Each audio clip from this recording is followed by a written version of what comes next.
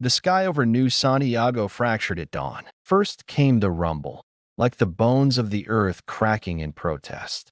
Then came the shadows, blotting out the sun as highborn dreadnoughts pierced the atmosphere, silent and colossal, their hulls rippling with unnatural geometry. Birds fell from the sky mid-flight. Gravity shifted. Radios went dead. Somewhere in the eastern sector, the city's orbital defense grid screamed to life and spat a volley of plasma rounds upward, defiant and desperate. It wasn't enough. Captain Isla Revan ducked behind a concrete pillar as the first pulse hit. The ground convulsed beneath her boots. Windows shattered up the block, and a hospital tower folded inward like a crushed can. She could barely hear herself think over the roar of panicked civilians. Mothers screaming for their children, soldiers shouting conflicting orders, sirens howling through smoke and blood. "Evac Route Bravo is gone," a young corporal yelled, sprinting toward her. His armor was scorched, helmet cracked. "How many survivors?"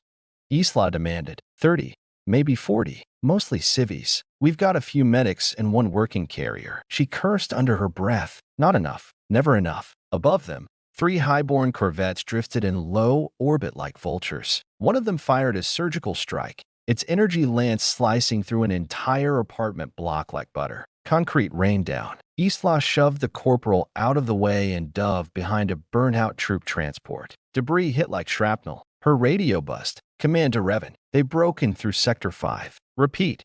Sector 5 is gone. We need you to hold the Santiago Bridge. It's our last exit." "Copy," she said grimly, rising. "I'm on it." She turned to the corporal. "Get the civvies to the west tunnel. Take the wounded. Don't stop. Don't wait." "But what about?" "I'll hold the bridge." The corporal hesitated for a heartbeat, then saluted and ran. The Santiago Bridge stretched nearly 2 kilometers across the city's main river. Once, it was a marvel of Terran engineering, a sleek arc of reinforced carbon steel and energy-absorbing treads. Now, it was a bottleneck, and Isla knew the Highborn would come for it next. She reached the midpoint just as the sun tried to push through the choking clouds. Her unit, what was left of it, was already there.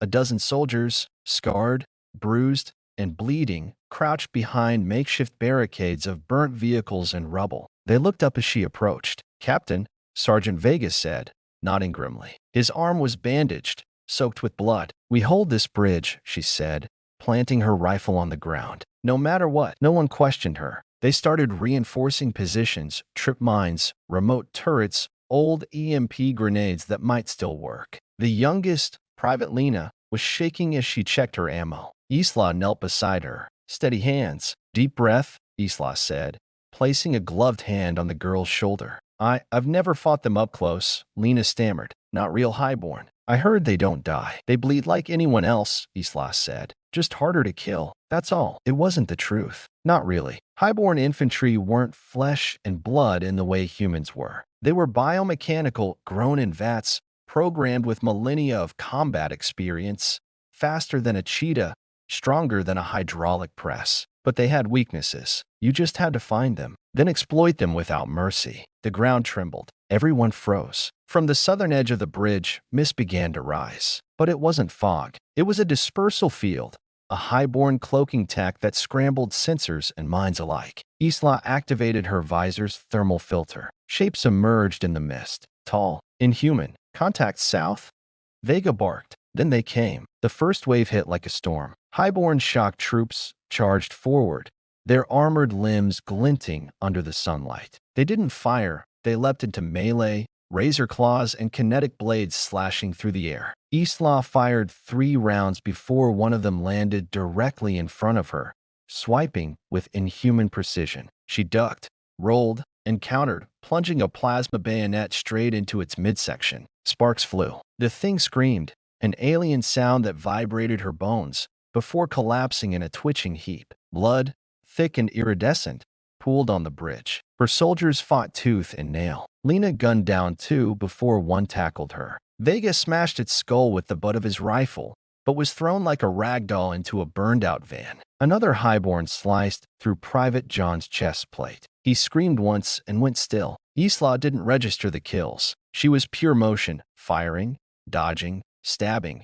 dragging wounded back. She shoved a grenade into one's throat and kicked it off the bridge. When it exploded mid-air, the shockwave ripped two more apart, but they kept coming. 10 minutes passed, then 20. Blood painted the tarmac. Isla's arms were burning, her ammo count dangerously low. She looked to the rear. The evacuation convoy, civilian carriers, ambulances, and crawler tanks was still crawling across the far end. Too slow. She activated comms. All units, prepare fallback. Last mag, last breath. We buy time. Then a roar split the sky. Not highborn, human. A gunship, Vulture class, dropped from above, thrusters screaming, its chain guns lighting up the southern end of the bridge. Explosions tore through the alien lines. Bodies, metallic and screaming, were thrown into the river. Is that Lieutenant Cortez? Vega muttered from behind wreckage. Damn right it is. Isla breathed. The gunship opened its side bay, and a squad of armored troops rappelled down. Terran Rangers, heavy exosuits, railguns glowing with overcharge. They waded into the fight like war gods. One of them grabbed a downed highborn and crushed its skull underfoot. Isla rallied her troops. Final push, she shouted. Together, they surged forward, bayonets, rifles, in brute fury against alien precision. They screamed battle cries, they wept, they bled, and for the first time that day, they pushed the highborn back. When the last alien fell, the bridge was silent except for the hum of the gunship and the labored breathing of survivors. Isla leaned against a guardrail, blood dripping from her armor, her hair singed. The convoy had made it across. Thousands of civilians saved. For now, Cortez approached, his exosuit steaming. Hell of a stand, Revan, he said, offering her a flask. She took it, sipped pure ethanol, standard field med use. It burned all the way down. They're not invincible, she said hoarsely. Just overwhelming. Yeah, but you held them. She looked down at her blood-soaked gloves. For how long? Cortez didn't answer. The sun was setting, the sky burning orange behind clouds of smoke and dust. Above them, highborn ships still hovered, casting long shadows over a battered world. Isla stared up at them, eyes defiant. They had come as gods, but now they knew what humans were capable of. And that was only the beginning point. 3 days after the Battle of Santiago Bridge, Isla Revan was still coughing blood and concrete. The Arctic wind howled through the perimeter vents of Bunker Epsilon, slicing through the metal corridors like a blade. Deep beneath the permafrost, the last functional Terran command post squatted like a dying beast. Power was rationed, oxygen recycled, communications encrypted and jittery, but it was still alive. The same couldn't be said for most of the Earth. Isla sat in a debriefing chamber dimly lit by backup power, her armor scratched and scorched. Blood, her own and others, streaked the plating. Medics had offered regeneration gel, but she refused. Not yet, not until the next step was clear. On the wall behind her, a display flickered between blurry satellite feeds. Scorched cities, burning forests, oceans churned to steam. The highborn were scouring Earth clean, and humanity was running out of places to hide. The heavy door hissed open. General Marcus Trenault strode in, flanked by 2 aides. He was a relic from the Eurasian defense front, his hair silver, his eyes like ground steel. Rumors said he'd lost his family during the fall of Kiev and hadn't smiled since. He took one look at Isla and didn't bother sitting. You're alive. Mostly, Isla rasped. You lost 90% of your unit holding the bridge. I saved the convoy. You're welcome. Trenault's mouth twitched, not quite a smile. That bridge bought us 40,000 civilian lives. It also confirmed our worst fears. The highborn are adapting faster than we can counter. The defense grid's been reduced to ash. Then we stop reacting, Isla said. We start hitting back. He raised a brow. With what? Spears? We're down to guerrilla teams and repurposed mining bots. There's still one card left to play, Isla said, sliding a data chip across the table. Recovered this from a drone in Santiago's remains. Deep signal intercept. Highborn command traffic. Coded, but consistent. He slotted it in. The holo display shimmered into life. What is this? He asked. A pattern, Isla said. The highborn are harvesting, planet by planet. But the signal loops every 11 hours. Same phrase, same sequence. A command key? No. A forecast model. I ran it through local processors. Only got fragments, but I know what it is. She tapped her wrist, and a schematic flared.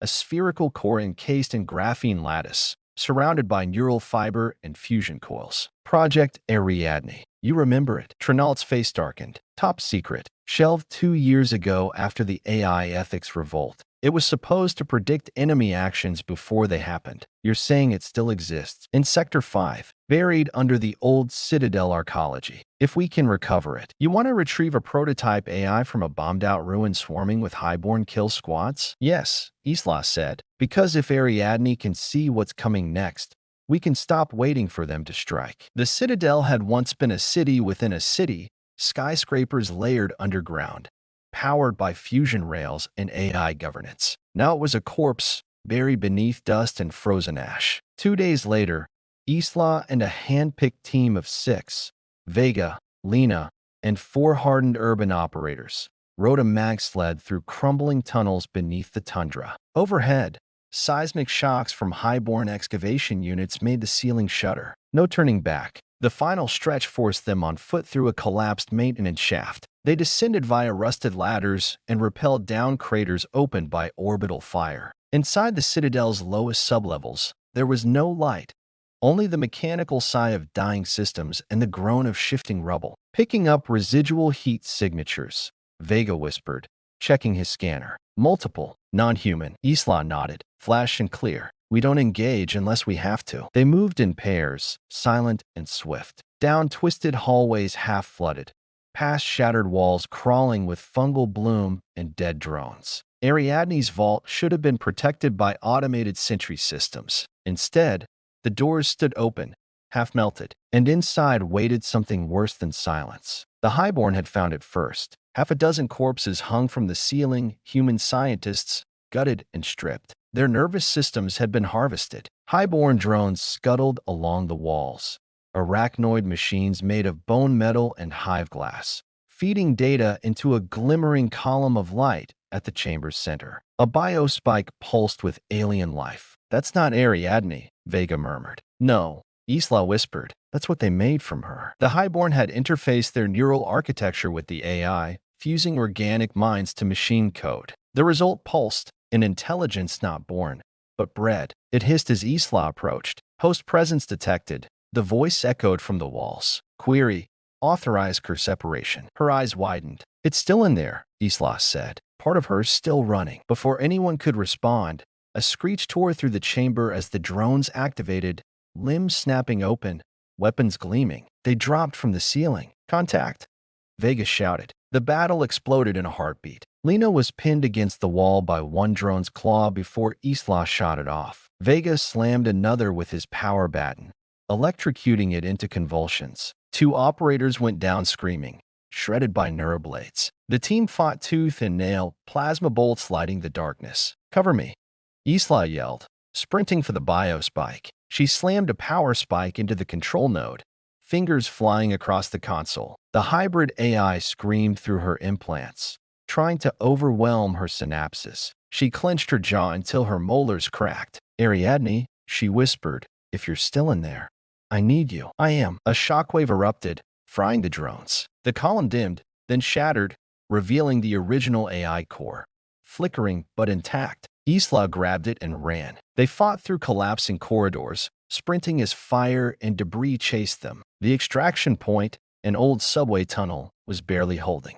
A gunship was waiting with open doors and screaming engines. Vega dragged a wounded soldier inside. Isla tossed the core to the pilot. We got it. Go. The gunship lifted just as the tunnel behind them exploded. Back at Bunker Epsilon, the data core was stabilized and interfaced with Terran systems. Ariadne's voice, once cold and clinical, now trembled with something that might have been trauma. Systems fragmented, memory bleed extensive. But I remember them. The highborn. They are not infinite, not invincible. What are they?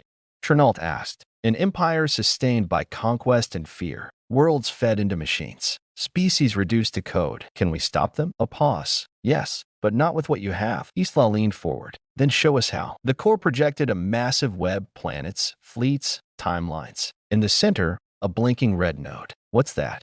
Vega asked. Their command ship, Ariadne said. The one directing this sector's invasion. Isla's blood ran cold. That's where they took my brother. Ariadne confirmed it. He is altered, but alive. Isla's jaw tightened. Then we take it. and we burn it to ash. Trinault shook his head. We don't have the fleet. We don't even have atmosphere dominance. Then we steal what we need, Islas said, and we hit them from inside. Silence. Then, to everyone's shock, Ariadne spoke again. There is one possibility. A highborn vessel, damaged but functional, abandoned in lunar orbit. If you can take it, I can hijack it. Isla smiled grimly. Then that's where we go next. Trinault stared at her, and something like pride flickered in his eyes. Revan, you might just get us out of this. She nodded, eyes hard. No, I'm going to end it.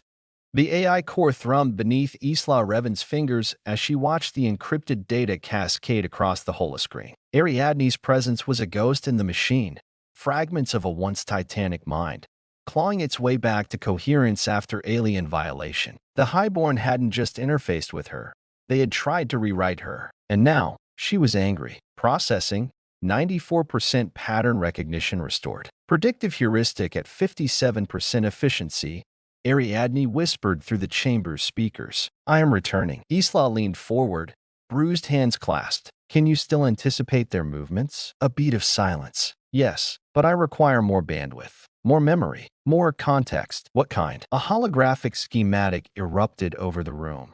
The highborn mothership, Zericur Dominatus, a monstrosity 5 kilometers long, orbiting silently above the ruins of the old Pacific Federation. Its internal structure shifted like a living organism, corridors realigning, weapons arrays blooming and retracting. Ariadne pulsed. Inside that ship is a central relay node. If I access it, I can see their entire campaign plan for Earth and the outer colonies. General Trinault paled. You're suggesting infiltration? Into that. It's suicide, Vega muttered. Even if we got close, the Highborn would detect us in seconds, and we'd never survive inside. Isla's voice was cold steel. She's not saying we survive. She's saying we win. The room fell silent. Later that night, Isla stood alone in the observation deck. What remained of it? The glass had long since shattered, and the reinforced walls bore blast scars. A polar aurora flickered faintly in the dark sky above, casting spectral light over the snow-choked wasteland beyond. She stared into the stars, jaw tight. 1,000 thoughts gnawed at her. Names, faces, the dead she'd left behind. But one thought cut deeper than the rest. Elias, her little brother, gone during the fall of Jakarta. She'd buried the grief years ago, convinced herself there were no survivors from that hellish collapse. But Ariadne had shown her a clip, fractured, grainy footage from the mothership's biovaults. Elias, still alive, changed, but unmistakable. Skin pallid, veins threaded with glowing filaments, eyes human, but surrounded by highborn cranial grafts. His body convulsed against a containment field, snarling in pain. He looked like a demon, but it was him. The highborn weren't just killing humanity, they were converting it. At dawn, she met with a select few.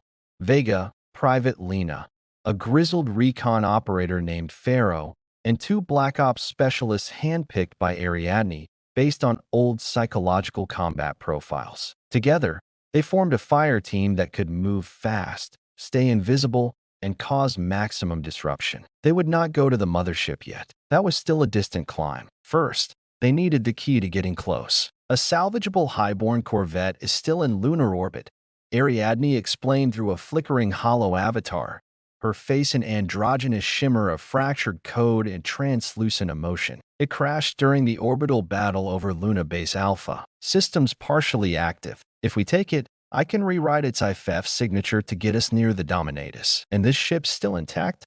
Pharaoh asked skeptically. To within 73%. Its Guardian is active, though heavily damaged. Guardian?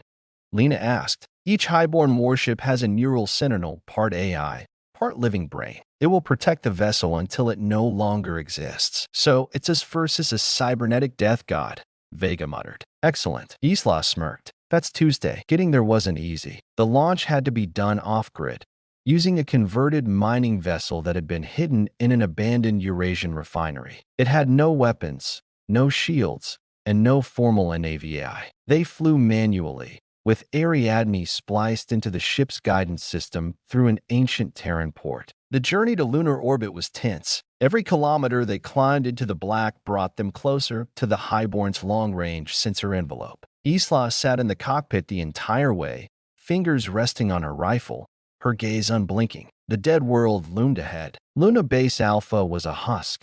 Its domes ruptured. Solar arrays turned to slag. Above the jagged cliffs of Shackleton Crater, the alien corvette hung like a broken insect caught in webbing. Its hull was pocked with kinetic damage, part of its spine cracked, but its core glowed with eerie light. Docking in 15, Ariadne whispered. Guardian presence detected. I will jam its external sensors, but expect resistance. As they latched onto the airlock, a sudden jolt rattled the ship. Something had noticed them. The inside of the corvette was worse than Isla expected. Vines of glistening biotech crawled along the walls, pulsing with light. Strange humming filled the corridors. The gravity was patchy. Some rooms spun with artificial centripetal force, others drifted in zero-G chaos. In one chamber, they passed the corpses of highborn drones, mangled, self-dissected, as if trying to escape something inside the ship. They reached the command core, a spherical chamber flooded with pale blue light. Then it moved. The Guardian emerged from the shadows. 8 limbs, crystalline armor, a head like a mirrored spider. Its body clicked and rearranged with a sound like grinding teeth. Glowing tendrils writhed from its back. Identity breach, it rasped, voice echoing in multiple frequencies. Genetic error detected. Purge commencing. The fire team fanned out, firing immediately. The Guardian moved with impossible speed, ripping through the first operative in a blink, shredding armor and flesh. Vega tackled it from behind, electroblades slicing across its spine, but it spun and flung him across the chamber. Isla activated her exoglove, triggering a micronova grenade and hurling it at the creature's core. It detonated, splashing antimatter across its armor, but it kept coming. Lena screamed as it bore down on her. She ducked under its strike, jammed her sidearm into a vent, and emptied the magazine. The thing shrieked. Now, Ariadne cried. Interface port exposed. Isla lunged,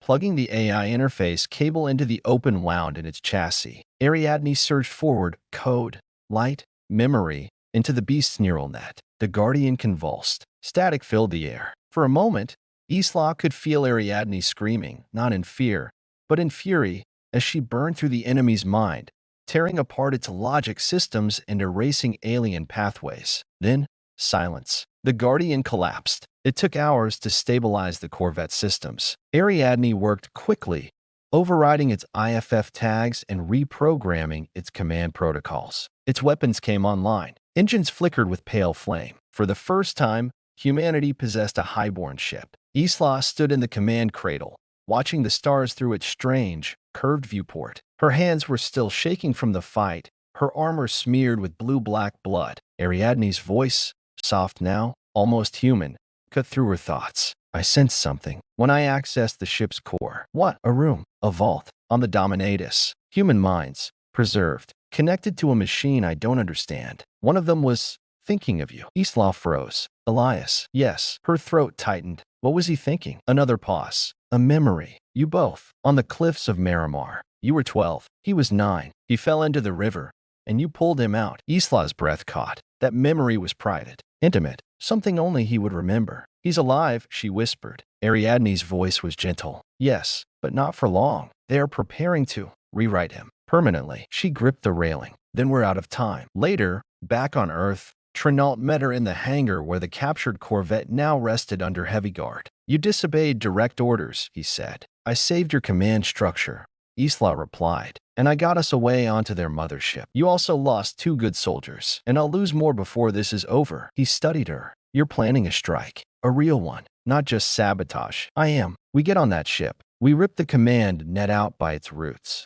and we bring back whoever we can. Trinault exhaled slowly. The council won't approve it. I don't care. Then you're going rogue. No, Isla said. I'm going forward. As night fell over the Earth, the highborn mothership pulsed in orbit, vast, unknowable, and terrifying. And from the shadows below, a new fire was rising. The highborn Corvette cut across space like a blade, its shadow eclipsing the husk of Luna Base Alpha below. Inside the alien vessel's dim interior, Isla Revan stood in silence, watching the stars through the command cradle's crystalline viewport. The Corvette's systems pulsed around her like the chambers of a beating heart, bioluminescent veins of circuitry carrying power, data, and something else, something that felt alive. "This ship still breathes," Vega muttered from the console behind her. "I don't like it. Doesn't matter if it likes us back," Isla replied. "We just needed to get us there." Behind them, the rest of the team prepped in silence.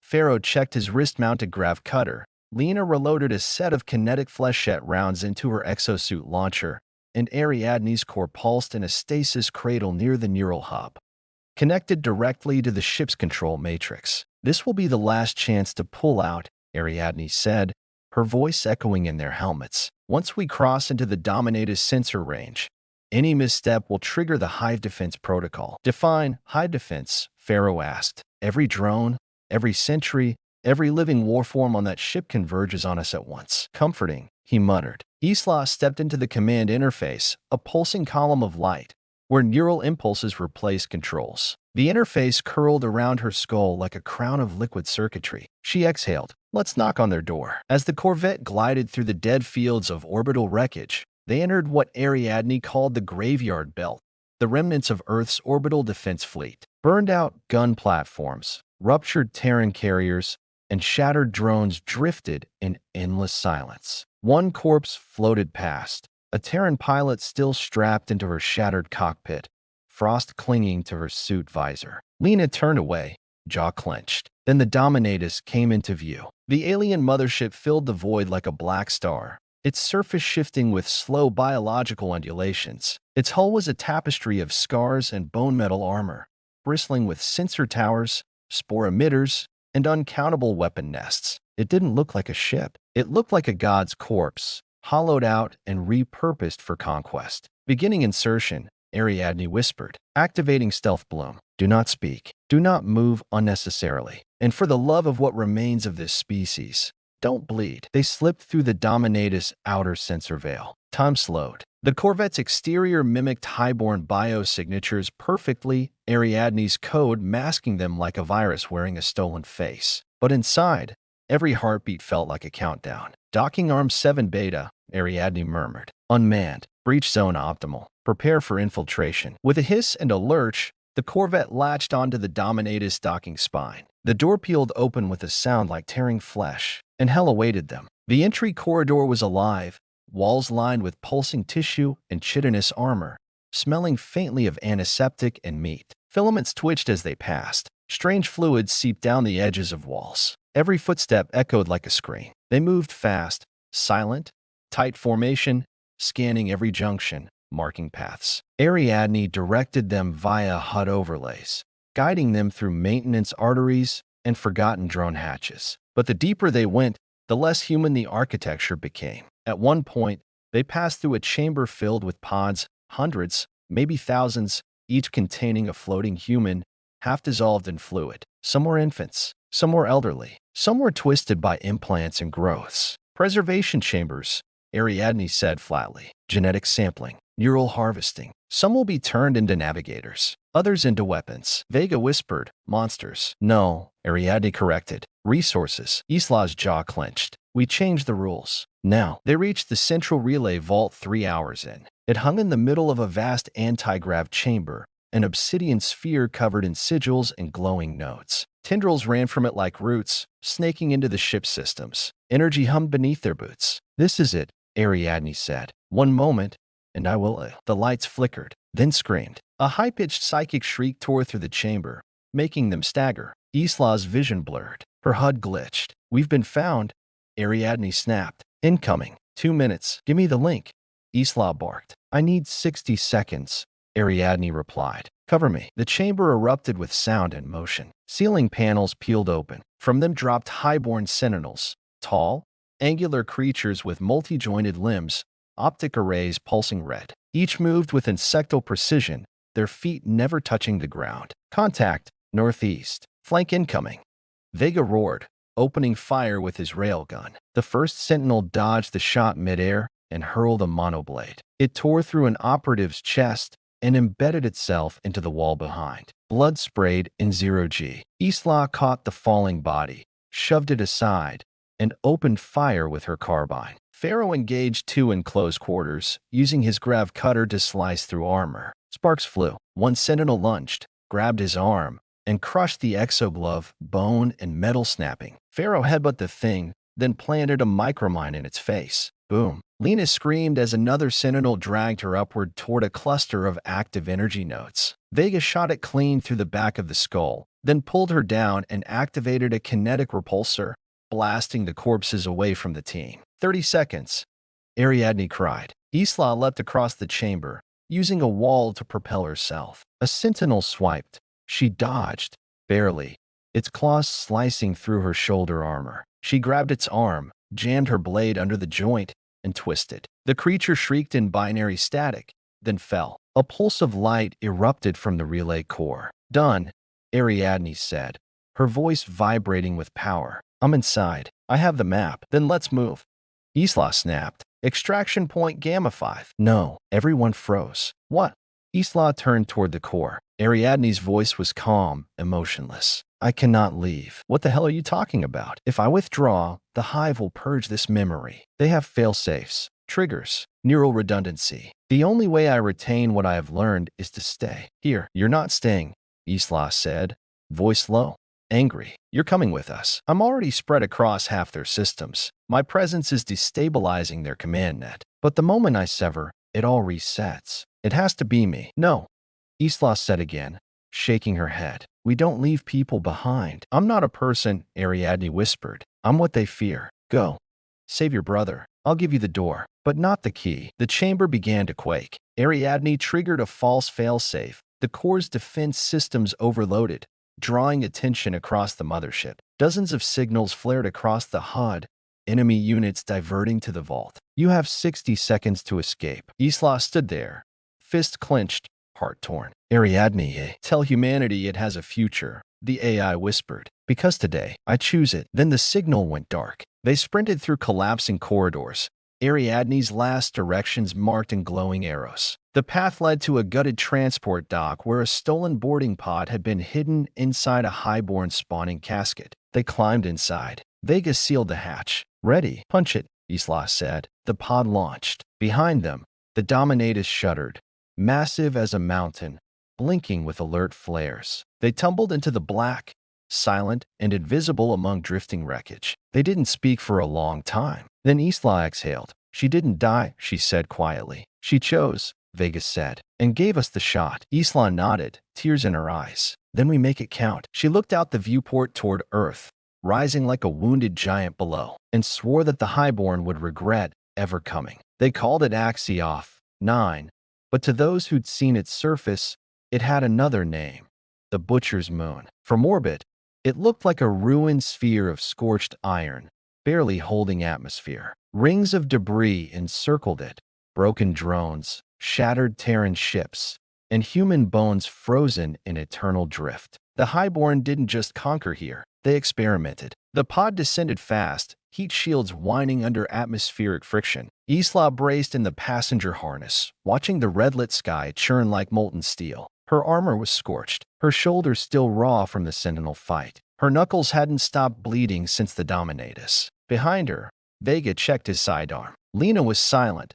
staring at her HUD as if prayer lived in code. The fourth and final team member, Major Tall, tightened her armor seals and locked eyes with Isla. This place gives me nightmares, and I've never even been here. Isla nodded grimly. That's because everyone who has doesn't make it back. They landed in the shadows of a broken watchtower. The air reeked of ozone, blood, and rusted metal. Every breath burned the lungs. The landscape was jagged, metallic cliffs split by rivers of melted slag and obsidian trenches crawling with strange, half-living vines. Pylons stood like skeletal fingers across the horizon, each one tethered to containment fields that shimmered with unnatural light. In the distance, screams echoed. Real, human, ongoing. Signals up, Vega said, tapping into the local spectrum. Chatter's encrypted, mostly alien telemetry, but I'm picking up heartbeat signatures. Human, a lot of them. Ariadne's last decrypted file had pointed them here. Axioff 9 was no longer just a labor colony. It had become a test site. They moved through the ruins of an old Terran facility now overrun with highborn graft tech. Where once there had been steel walls and biometric locks, now there were pulsing doors of flesh metal and whispering screens that blinked in no known language. Inside, they found the first holding cells. Each one housed a human, some alive, some not. Bodies were suspended in gravity wells, frozen mid-screen. Others twitched with erratic cybernetic implants pulsing beneath their skin. A child, no older than 10, stood in a cage, her eyes glowing faintly, skin patterned with alien sigils. She didn't speak. She didn't cry. She just stared. Jesus, Vega whispered. They're rewriting us, Isla said, starting from the young. Lena knelt by the cage. We have to free them. We will, Isla said. But we're not here for a jailbreak. Not yet. She tapped her wrist console. Ariadne's data said General Okoye was alive. Transferred here 6 weeks ago for neural core compatibility testing. If that's true, she could still be human, Tull finished. No, Isla said, but she could still fight. Amara Okoye was a legend. Hero of the Terran Martian Rebellion. Commander of the 3rd Orbital Fleet. The woman who had once fired a kinetic slug the size of a city buzzed through a highborn dreadnought skull. She was also presumed dead, but Ariadne's fragment had suggested otherwise. The path to her cell led through a compound called Sector Red. The place made even Vega hesitate. Cells were replaced by open-floor arenas, kill pits, and the air was thick with rot and static. They crept through the access corridors, stepping over bones and pools of decaying fluid. Dozens of biomonitors were mounted into the walls, watching them pass. Strange writing pulsed across screens, overlaid with maps of the human brain. Then they reached it. Containment Vault 9. It was a cathedral of pain. Dozens of pods floated in midair, suspended by thick cables. Each pod contained a human figure, twitching or screaming or utterly still. Electrodes bored into skulls. Memory strands spilled from open ports. Chemical data dripped into crystalline receivers. In the center, larger, darker, encased in carbon steel and highborn bone lattice, was a single pod. ID confirms, Vega said. It's her. Then let's wake her up, Isla said. They pried open the interface with plasma torches, bypassing the neuroshock defenses. The pod hissed, then cracked. Steam poured out. Inside, General Amara Okoye's eyes snapped open. They were wrong. One was human, brown, fierce. The other glowed violet. Her voice rasped from dry lips. Who the hell are you? Captain Isla Revan, Isla said. We're here to get you out. Okoye stared at her, the muscles in her jaw twitching. You're late. It took time to stabilize her, nutrient injections, pain suppressors, and firewall dampeners to suppress the cybernetic noise in her brain. As they led her through the compound, she didn't say much, but her eyes missed nothing. They've been preparing, she said finally, not just for war, for assimilation. What did they want with you?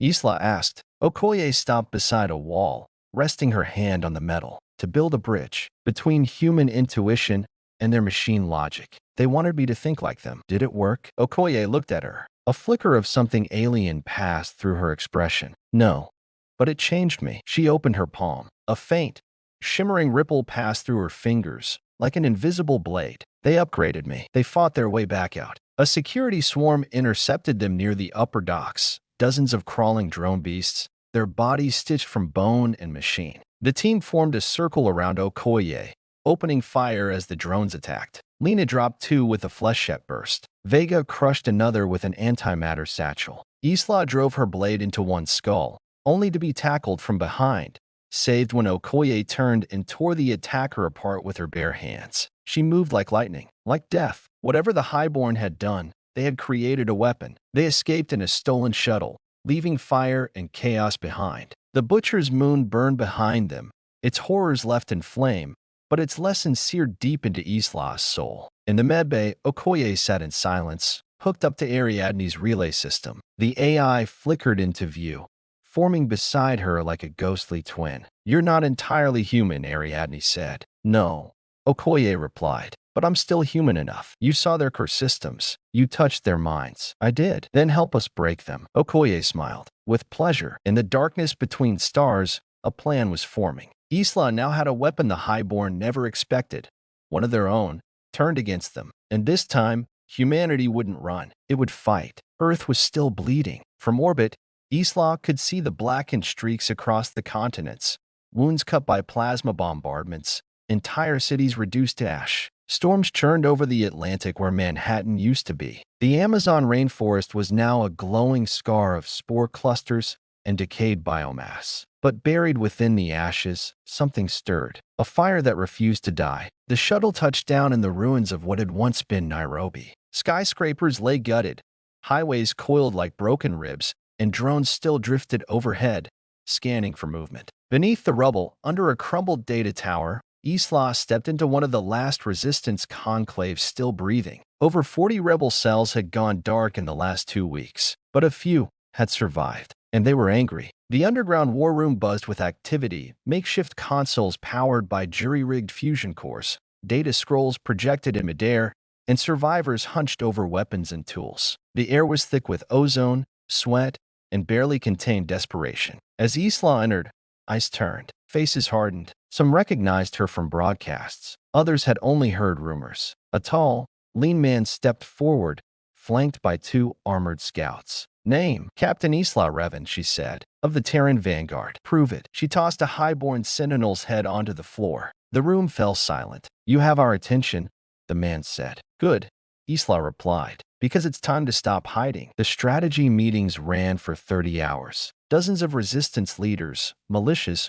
warlords, old world officers, even a few civilian engineers, gathered under one roof for the first time in years. Trust was thin, tempers short. Everyone had lost too much. But then Okoye stepped forward, and everything changed. She didn't give a speech. She stood before them, her body half-scarred, half-altered, her eyes still blazing with human fire, and activated a projection of the Dominatus. "This is the command ship," she said. "The brain. Cut off the head, and the body dies. Earth won't survive much longer. We've got one shot." No one interrupted. "The plan is simple," she continued. "We draw them out. We hit their planetary relay hubs simultaneously, force them to commit assets. Then a surgical team hits the Dominatus from within. Suicide," one leader muttered. "Not if we make enough noise," Isla said. "We don't need to win all the battles. Just enough of them. Enough to make the bastards bleed." Vega tossed a grenade on the table. "Let's light the match." The weeks that followed were fire and fury. They called it Operation Emberfall. Resistance cells once separated by oceans or ideology now coordinated in secret. Former enemies became allies. Mercenaries fought beside farmers. Refugees built rail guns from scrap. Smugglers smuggled people,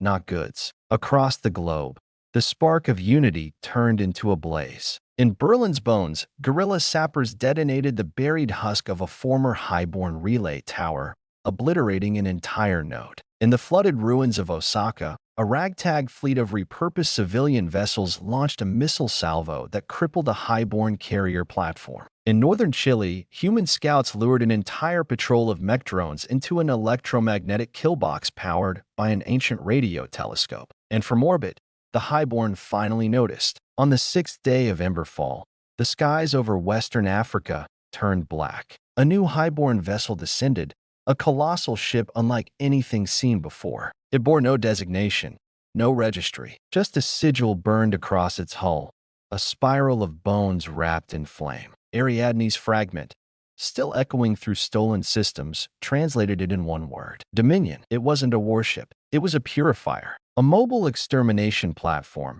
designed not for conquest, but for obliteration. Entire city grids went dark under its shadow. Fields turned ash. Resistance signals vanished by the dozen. Isla watched the feat in silence, her jaw clenched. "They're scared," Okoye said. "Then why escalate?" Vega asked. "Because we've proven we can hurt them," Isla said. "And now they're going to answer with everything they've got." She turned toward the hollow table, where scattered planetary nodes blinked red. Good, let them come. But not all was going to plan. The resistance was still fractured in places. A dozen command centers remained disconnected, cut off by jamming or isolation. The Emberfall operation risked collapse if they didn't synchronize the final wave. So Isla did something unthinkable. She left the command post and went herself. With Okoye and a small squad, she trekked across the Sahara ruins, under constant threat of drone strikes and predator drones, to reach the old Kundari enclave, where a powerful resistance unit had refused all external orders for over a year. The Kundari warriors had once served the old African Defense Union. Now they operated independently, scavenging alien weapons and building strange hybrids of human and highborn tech. Their leader, General Haroun, was a man carved from stone and grief. "You want us to fall in line?"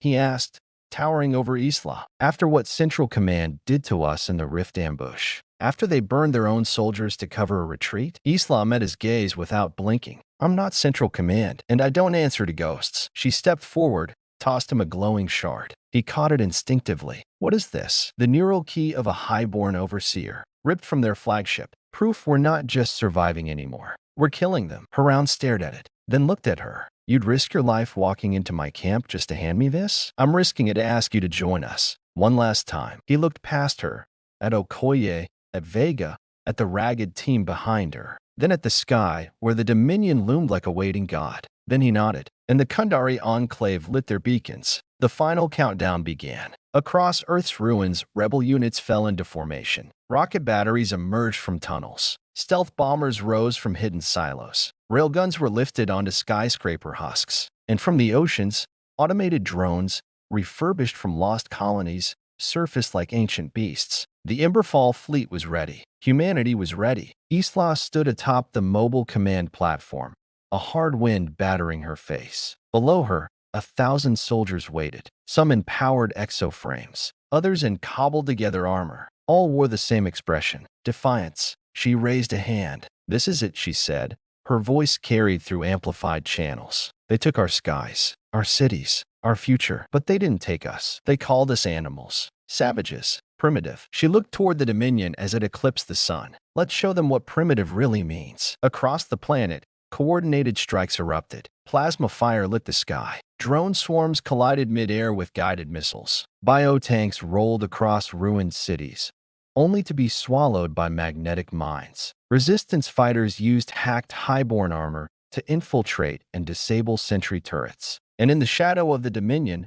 humanity pushed back. Isla's forces hit relay towers across 6 continents. Okoye led a deep strike into a synthetic vault in Greenland, where she disabled the hive coordination protocol. Haroun's Kundari warriors seized a highborn fuel cradle and turned its reactors into a weapon. And as the highborn responded with escalating force, something miraculous happened. They hesitated. The hive began to fracture. Ariadne's code, still alive in hidden systems, activated sleeper viruses inside their command chain. The Dominion systems faltered for the briefest of moments. And in that moment, humanity struck. Hours later, Isla limped through the bloodied command deck, armor scorched, eyes wild. The Emberfall operation had cost thousands of lives, but it worked. The highborn were off balance. The Dominatus exposed. The Dominion burning. Now came the final phase. She turned toward Okoye. We've done everything we can from Earth. Okoye nodded. Then we finish this in orbit. The Earth bled light in the darkness. From the shattered observation deck atop a mountain base in northern Kenya, Isla Revan watched distant plasma bolts arc like dying stars across the stratosphere. Burnt orange clouds hung over ruined cities. Orbiting above them all, the Dominatus pulsed silently, a god machine coiling for retribution. But here, in this ragged outpost where humanity had once crawled to survive, something different flickered now. Hope. Okoye paced beside her in the dim control room. Her exosuit whirred faintly, half Terran metal, half highborn bone tech grafted into her spine. The Dominion ship landed over the Pacific Command Ridge 2 hours ago, she said. Their purifier protocols begun. Isla didn't look away from the scorched horizon. I know. Okoye turned to her. Then why the silence? Because for the first time, Isla said slowly, we're not just reacting. We're going to burn them back. She walked to the table where maps, digital and hand-drawn, covered every inch. Satellite paths, known relay positions, resistance cell chatter from deep networks long thought dead. Okoye raised a brow. What is this? Every active resistance unit on Earth. Scattered, broken, but still alive. She tapped a blinking red node near the Andes. This group built a working orbital cannon from a crashed satellite array. They've just been waiting for someone to call them. Then another. This one, in Cairo, raided a highborn skirmisher nest and came back with 2 intact pulse drills and a cache of plasma capacitors. And another. A nomadic tribe near Siberia hijacked an entire supply chain and is feeding starving cities by the thousands. Okoye's voice dropped. You've been building an army. No, Isla said. They've been building themselves. I'm just lighting the match. The message. It took 5 hours to reactivate the Gauntlet Array, an ancient deep space transmission rig buried beneath the Goma lava fields. Engineers in patched exosuits waded waist-deep in fire-fed coolant, rerouting damaged cables by hand. The air stank of ash and burned carbon. When the array came online, the signal could reach every functional comm tower on the planet and bounce from satellite ruins back to the far side of the Earth. Isla stood before the transmitter, her armor charred, her eyes hollow and furious. A camera lens blinked. Ariadne's voice chimed. Broadcast window, 60 seconds. She spoke into the dark. This is Captain Isla Revan. If you're hearing this, you're not alone. We know the pain. We've lived the losses, watched our cities burn, watched our children die. We fought in silence, hidden, bleeding, hopeless. No more. We just struck the highborn command net. We broke it, and now they bleed. I'm calling every warrior, every builder, every survivor. If you've got a hammer, swing it. If you've got fire, light it. If you've got nothing but teeth, bite. This is our time. This is our Earth. And we are not done yet. Humanity, rise. She cut the feed. A long silence followed. Then, one by one, old radios chirped. Ignition. A rebel subfleet emerged from the clouds above Buenos Aires, retrofitted with stolen highborn thruster cores. They slammed into a Vanguard outpost at Mach 3, tearing through bone towers like paper. In the wastelands of Kazakhstan, mining rigs converted into siege walkers stamped across irradiated sandstorms, obliterating relay towers with repurposed drill cannons. Tokyo's ruins lit up as gangs of surviving civilians hacked signal repeaters and deployed echo drives, replicating Isla's speech across the globe. In what was once Vancouver, an elderly engineer known only as Dr. K activated the remnants of an AI defense system that had been dormant since the first orbital strike. The system recognized Isla's voice. It came online and wiped an entire drone swarm off the map. Within 3 days, over 43 resistance cells answered the call. By day 5, that number rose to 82. The spark had become an inferno. The cost. But fire spreads both ways. The highborn did not hesitate. They released Warden constructs, bipedal siege monsters laced with nanoplasma cores and teleportation anchors. One appeared without warning over Addis Ababa and turned 10 square kilometers into vapor. They launched Sentinel sails, autonomous atmospheric skimmers that rained precision kinetic rods on rebel outposts. One strike every 12 seconds, nonstop for days. And worst of all, they activated a planetary-scale algorithm known as Omega Silence, a code that infiltrated surviving Earth-based AIs and forced them into recursive meltdown. Ariadne survived only because she had never been purely machine. Her rebirth through alien code made her immune, but even she could only do so much. Okoye watched as key supply lines went dark. Command hubs reduced to static. Civilian convoys swallowed whole by drone floods. They're fighting like animals, she said. No, Isla said. They're fighting like something that finally feels threatened. The fractured. Still, not all resistance cells answered Isla's call. Some had lost too much. In the Himalayas, a splinter group called the Tarakari Blades held a neutral valley untouched by war. They refused outside contact. Isla sent emissaries, none returned. In South America, ex-military enclaves formed isolated kingdoms, convinced the world had ended. They saw Isla as a fantasy, her messages as traps. And in the wastelands of Central Europe, the Hollow Choir, a cult formed from highborn war orphans, actively sabotaged resistance efforts, convinced the aliens were gods reborn. Even hope had its shadows. The gamble. In response, Isla made the most dangerous decision of the war. She left the command bunker. Again, she took a 6-person squad, a mobile stealth pod, and traveled west, straight into a fractured zone where former Terran loyalists had gone dark after the orbital bombardments. The zone, codenamed Black Veil, was a no-fly, no-signal region. It spanned from the craters of Normandy to the flooded ruins of Old Brussels. Her mission: recruit or destroy the Veil Lords, 3 former generals who held vital weapon caches from the lunar exodus and refused to join Emberfall. Inside the Veil, Isla's squad encountered scorched terrain haunted by rogue automatons and highborn sentry worms. They engaged in brutal trench-style firefights, close-quarters ambushes, and a deadly face-off in the remains of a submerged hydro station. There, she found General Carden, once a Terran hero, now a bitter warlord. "What's your plan?"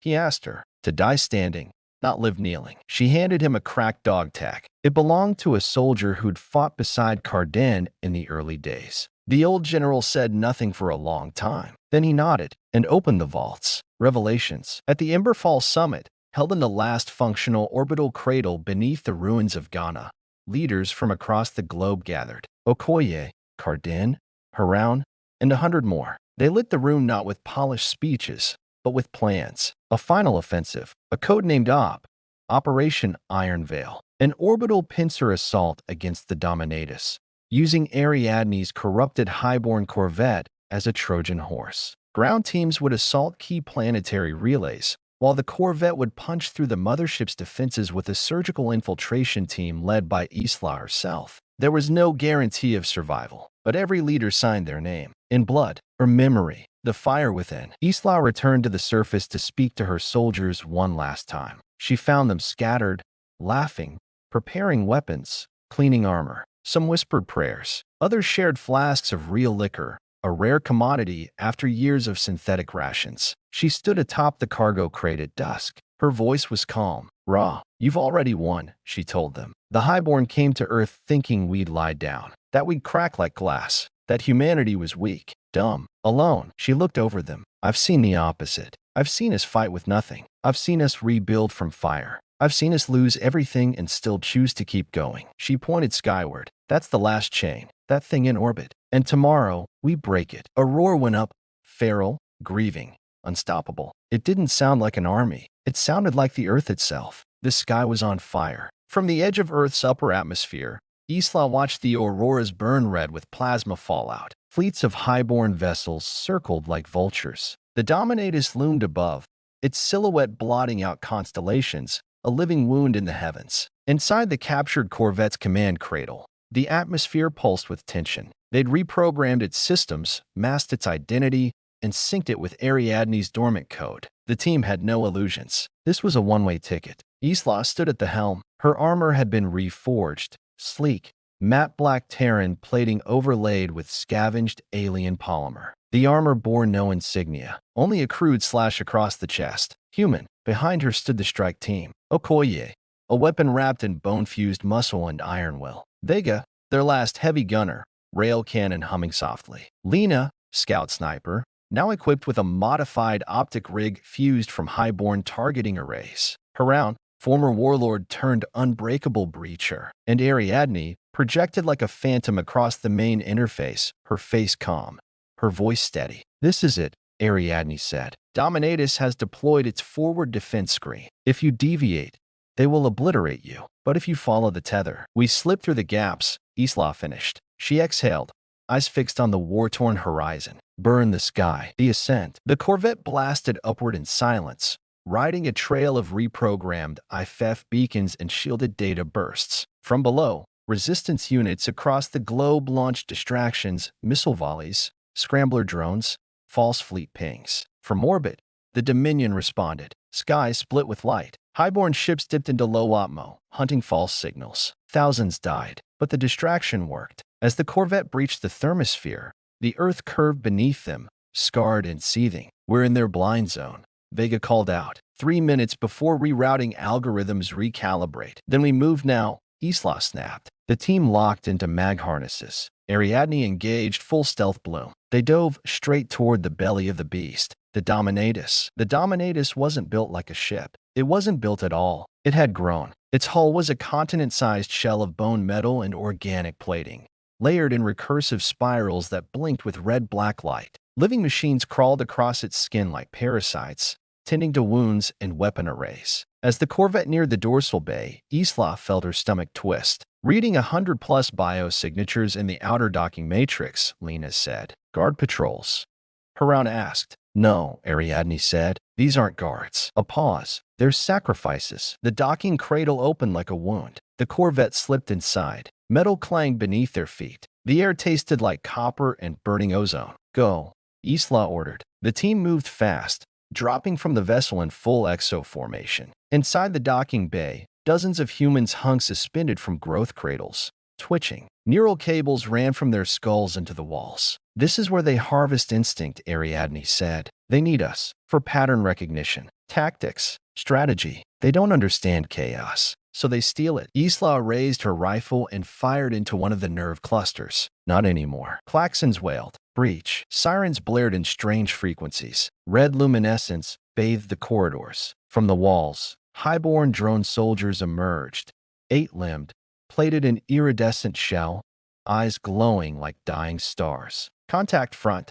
Vega roared. The first wave hit hard, plasma sides slicing through the air, skittering claws on biometal. Haroun charged into them like a tank, shattering skulls with his warhammer. Vega unleashed a burst that turned 3 into sludge. Lena took down 2 more with needle rounds to their cranial cores. Isla fought at the center fluid, lethal. She spun between enemies, stabbing upward into exposed jaw plating. A drone grabbed her from behind. Okoye ripped it away and crushed its throat with a single hand. Doors locked. Ariadne shouted. They've reconfigured the passage lattice. Override. Isla yelled. I can't. A moment of panic. Then Haroun stepped forward. Clear back. He planted 3 fusion charges and blew the bulkhead off its hinges. They ran. The betrayal. They reached the core spine, a cathedral-sized chamber that spiraled downward into the neural cortex of the Dominatus. Cables hung like nerves. Lights pulsed like heartbeats. They were nearly there. Then the lights turned blue. A soft voice echoed through the walls. I didn't want it to end like this, Isla. She turned, rifle raised. One of their team, Lieutenant Wren, stepped from the shadows. His armor bore new symbols. His eyes flickered with pale, alien fire. Wren, Vega snarled. We left you on Titan. You should have let me die. Wren replied. They showed me the truth. This war? Futile. We lose. Always. But they gave me purpose. You sold us out? Isla growled. No. I freed myself. And now I'll end this. Quickly, he raised his weapon, but he was already too slow. Lena shot first, clean through his eye socket. The silence that followed was heavier than any gunfire. Keep moving, Isla said. The heart. At the base of the core spine, the cortical throne awaited, a massive, living interface from which the Dominatus issued commands, consumed data, and directed the hive. It wasn't a machine. It was a brain, suspended in fluid, pulsing, fed by neural strands from every conquered mind. Okoye stared at it, her jaw tightening. I can jack in, she said. They still think I'm one of them. I can disrupt their coordination net. It'll kill you, Vega said. Okoye looked at Isla. I don't plan on dying today, but if I do, she smiled faintly. Tell them I never forgot who I was. She stepped forward and plunged her hand into the interface. Collapse. The entire ship screened. Power surged. Walls bled. Systems overloaded. Highborn drones spasmed mid-charge and collapsed. Weapons misfired. Hull sections detonated as AI feedback fried targeting protocols. Okoye convulsed, but remained standing, eyes rolling white. I've got it, she hissed. Command net severed. Propulsion offline. Planetary sync collapsing. Suddenly, her voice changed. But something's wrong. What? There's a failsafe. Deep core. It's waking. The floor shattered. From the void rose a new entity, twice as tall as any drone, gleaming with armor carved from star-forged alloys. Its face was smooth, eyeless. From its back rose 6 bladed wings. Ariadne's voice dropped. That's not a drone. Then what is it? Vega demanded. A warden of the void. A highborn war god. Last stand. The warden descended like a meteor. Haroun charged, screaming war cries, and was cut in half mid-swing. Lena hit it with a full mag. No effect. Vega emptied his railgun, buying seconds, until the warden impaled him with a black lance and tossed his corpse aside like meat. Isla lunged, dodging impossibly fast, her blade carving sparks into the god's plating. She ducked a wing slash, rolled, fired into its side, no penetration. Only Okoye could hurt it. Still connected, she screamed, and overloaded a reactor conduit. The warden staggered. Isla seized her moment. She grabbed a fallen satchel charge, ran up a support strut, leapt, and jammed the explosive into the god's chest. Then she fell. The warden exploded mid-lunge. Fire filled the chamber. Extraction. Isla woke in a daze. Okoye's body was limp, eyes closed, a faint smile on her face. Ariadne flickered in the smoke. I held the link, the AI said. The Dominatus is dead. Above them, escape lights blinked. A side hatch opened. A stolen drop pod, preloaded by Ariadne's failsafe. Get out, she whispered. Come with me. Isla croaked. I was never meant to leave. No, go. Isla clenched her jaw. Then she ran. She strapped into the pod and launched. The Dominatus burned behind her, a supernova of alien fire. Her last sight was Okoye, standing alone in the flames. The sky had burned, but humanity was still here. The sky was falling, not metaphorically. Isla Revan's pod tumbled through burning clouds as debris from the destroyed Dominatus rained across Earth like the bones of dead gods. The sky was a smear of red and gold and black, lit by the fire trails of highborn wreckage spiraling out of orbit. Inside the drop pod, every alarm screamed. Pressure seals hissed. The interface flickered in static, showing Ariadne's last message looping in fractured whispers. This is not the end. The pod struck atmosphere at Mach 7, encased in a shell of plasma. Isla's fingers bled where she gripped the harness. Her armor cracked. The pod spun violently and then stabilized as emergency thrusters kicked in. The land rushed up to meet her. She blacked out moments before impact. Ground zero. She woke to silence. Her ears rang. Her ribs screamed. The hatch had buckled outward from the crash. Smoke hissed from fractured vents. Sparks flickered against the walls. She coughed blood, forced her legs to move, and kicked the hatch free. Outside, dust, ash, smoke. The jungle she'd crashed into was scorched. The trees blackened and split like shattered bones. Strange fire glowed on the horizon, plasma residue. Somewhere nearby, something held, something not quite alive. Isla crawled out of the pod and collapsed beside it. She didn't know where she was, only that she was alive, and the world still burned. Echoes of fire. Hours passed. She limped through the jungle's skeletons, following the smoke. Her HUD was cracked. No signal, no GPS, no contact, but she moved anyway. A distant boom rolled through the trees, then another, and then a sound that froze her blood. Highborn drone screams. Isla ducked low. She crept to the edge of a cliff where a ruined Terran facility lay sprawled below, a firebase from the early war days. It was burning. Drone beasts circled the wreckage. Their shapes were different now, twisted, erratic, as if something in them had broken loose when the Dominatus died. They weren't organized. They were hungry. One ripped apart a soldier's corpse with its claws, then convulsed and turned on the others. They tore into each other. She watched in horror. The highborn command net had fractured, but the drones hadn't powered down. They'd devolved. The survivor. She found the first human survivor 2 miles later. A child, barely 12, curled in a burned-out APC, clutching a flare launcher. His eyes were hollow, his clothes singed. A dried wound marred his scalp. He pointed the flare gun at her. "Don't come close. I'm not highborn," she croaked. "I'm human. Prove it." She knelt, slowly removed her cracked helmet, and showed him the inside. Hand-carved into the lining were the names of every squad mate she'd ever lost. Over 100 names, some already crossed out. The boy stared. Then he lowered the flare. "They killed my dad. They killed all of ours," Isla said softly. He didn't cry, just nodded. "I'm Lucas, Captain Revan," she said. "We're going to get out of here. Promise." She looked toward the horizon, where the sky pulsed with energy, and the air hummed like a storm was building from inside the Earth itself. "I'll try." The revelation. At dusk, a signal finally reached her cracked HUD. Ariadne's voice, barely audible, fragmented, played through the static. Highborn activation, global sequence. Omega Halo planetary purge. 12 hours. Isla froze. Then again, clearer. "They're going to wipe the entire biosphere." Lucas looked up. What did she say? Isla swallowed hard. She said, "We have 12 hours to stop the end of the world." The Doomsday Protocol. In the highborn language, what little of it Ariadne had managed to decrypt, there was one phrase that humans had feared the most. Omega Halo. It wasn't a weapon. It was a failsafe. The highborn were not just conquerors. They were archivists, gathering biological data across galaxies, then purging failed ecosystems when assimilation proved inefficient. Earth had resisted. Now they would erase it. The Omega Halo wasn't centered in orbit. It was buried, deep beneath the Earth's crust, housed in ancient highborn seed architecture that had slumbered since the first probe touched down decades before the war began. It would trigger an atmospheric collapse, igniting the nitrogen-oxygen balance, sterilizing the surface. And the countdown had started. The fire wrath. Isla and Lucas pressed on through the wilderness, seeking old comm nodes. They found one near a crater where a downed human gunship lay twisted and torn. She powered it up with a solar cell salvage from the wreck. Static hissed, then the faintest pulse. A voice broke through. "This is Lieutenant Shire. Resistance Command. Unit R3. We read you, Revan. Status: bad. We confirm the Halo activation. Source is subterranean.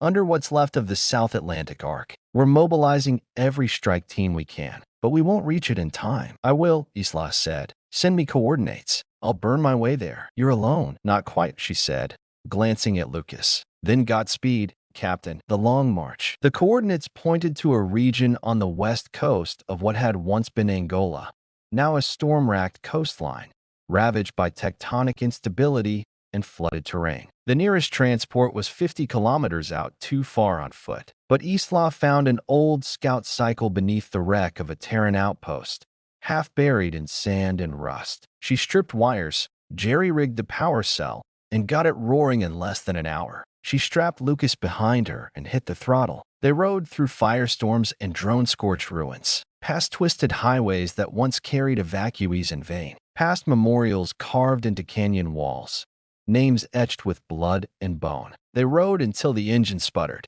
Then they ran. Beneath the earth, they reached the site as dawn broke. What had once been a natural volcanic archipelago was now a crater, torn open to reveal a yawning pit of black metal alloy and pulsating lights. A highborn vault, not built, but grown over centuries. The Omega Halo. At the center, a massive spire of crystalline bone emerged from the depths, humming louder with each moment. Isla stared into the abyss. She saw no guards, no drones, just silence, like the world had inhaled before it screamed. She looked at Lucas. I'm going down alone. He didn't argue, just hugged her. Make them pay. The descent. She entered the vault through a split in the bone metal wall. Inside, tunnels that breathed, floors that pulsed, lights that flared with every footstep. Ariadne's voice returned, weak but determined. The control matrix lies at the core, heavily shielded, but I can guide you. Then guide me. She ran, through rooms filled with husks of dead experiments, through corridors of alien script,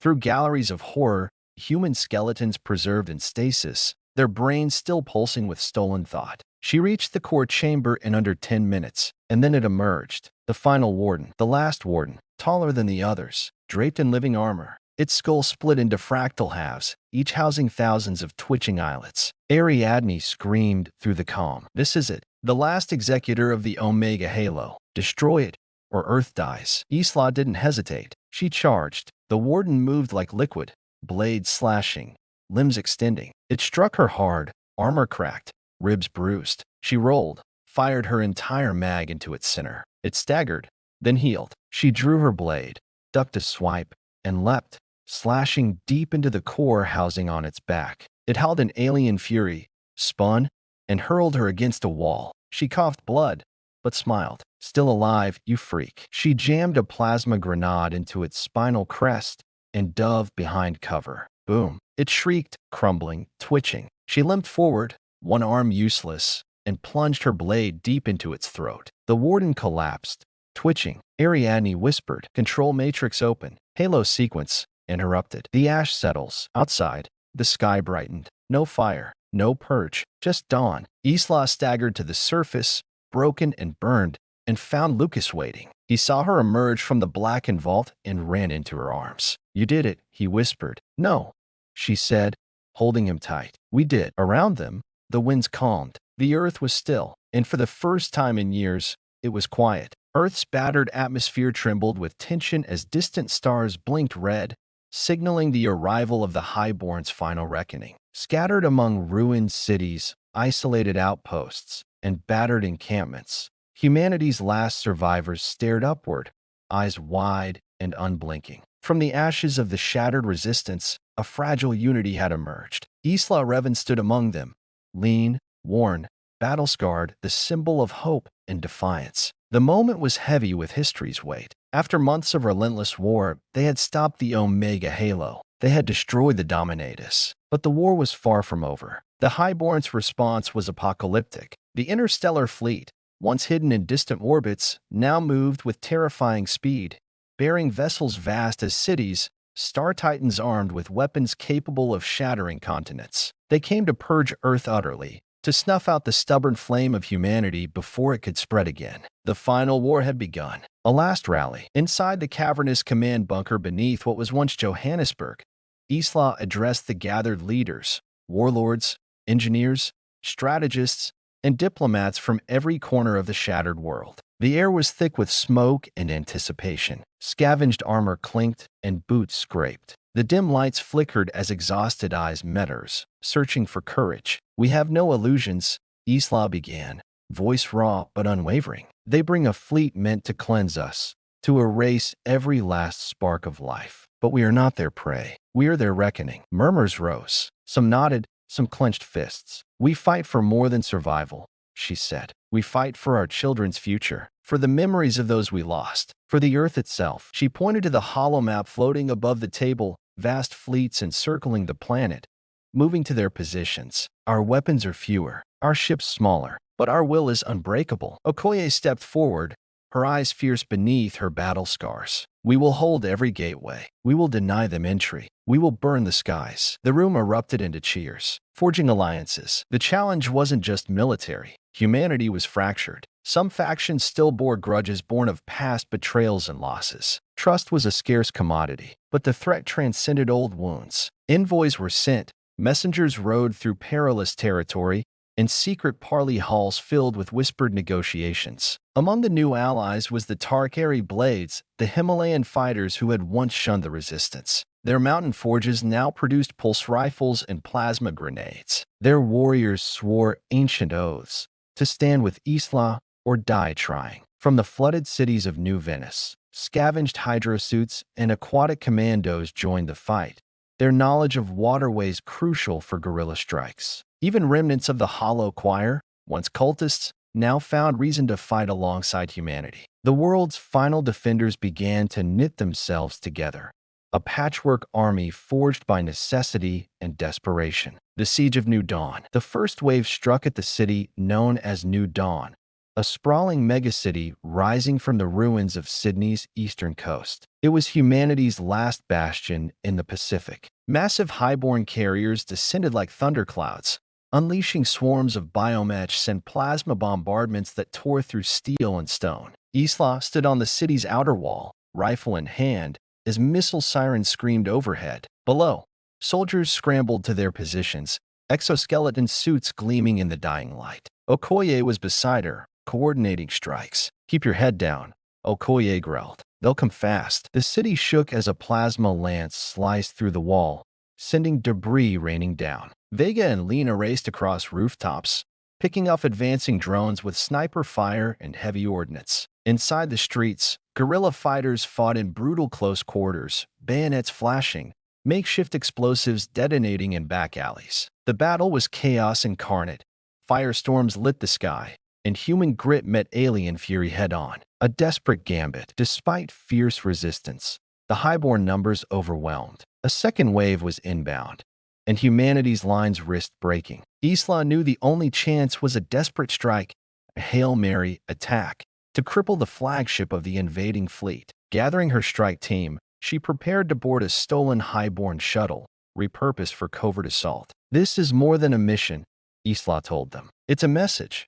Humanity doesn't break. We don't surrender. We fight." The shuttle shot skyward, streaking through plasma storms and flak. Inside, tension was thick. Memories of losses, betrayals, and near-death hung over the team like ghosts. They pierced the flagship's hull and slipped inside. Inside the beast, the flagship was a labyrinth of living metal and organic circuitry. Every corner held danger. Patrolling highborne drones scuttled through corridors. Hallways pulsed with biolight. The air was heavy with the scent of strange alien growth. The team moved with lethal precision, disabling systems and planting charges. But the ship fought back. Automaton sentries attacked in swarms, their claws ripping through armor. The team responded with brutal close-quarters combat, knives slashing, guns roaring. In the chaos, Vega was gravely wounded, his railgun shattered. Okoye carried him as they pushed toward the command core. Isla faced off against a warden, a towering war machine